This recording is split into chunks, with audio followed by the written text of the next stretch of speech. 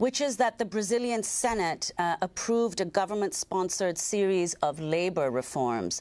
So could you tell us about those reforms and how the approval by the Senate, as reports are suggesting, might boost the Temer government? Temer himself, of course, facing corruption charges, as you mentioned, and in fact, Brazil's first sitting head of state to be formally charged with a crime.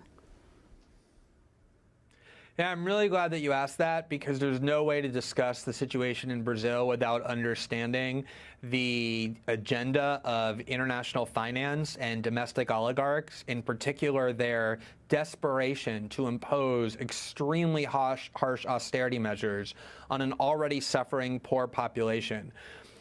Michel Temer, shortly after he was installed as president, came to New York and spoke to a gathering of hedge funds and foreign policy elites in New York and said that the real reason Dilma was impeached was not because of these budgetary tricks she was accused of using, but it was because she was unwilling to impose the level of austerity that international capital and the business interest in Brazil wanted.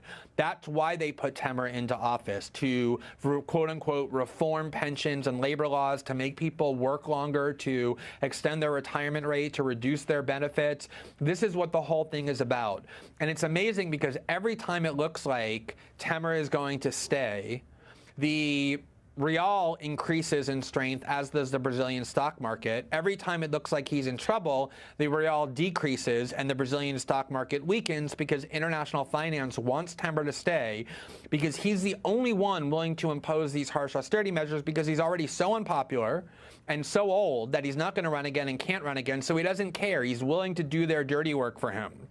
At the same time, yesterday, when Lula got convicted and it looked like, or the court has declared him ineligible to run again in 2018, what happened to the real? It skyrocketed against the dollar. The Brazilian stock market boomed because international finance wants the right to take over and continue to maintain power in Brazil. So everything is about the underlying attempt to take away the benefits from the nation's poor that PT has legislated for them, to make people work longer hours, to make them have fewer benefits, to transfer wealth from the laborers in this country and the poor in this country back to the oligarchs. That's why Dilma was removed. That's why Michel Temer is in power. That's why they want to make Lula ineligible. And so that is absolutely what lurks at the center of all of this intrigue.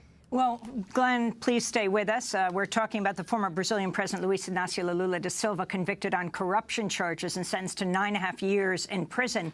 When we come back, we'll speak with the Pulitzer Prize-winning journalist Glenn Greenwald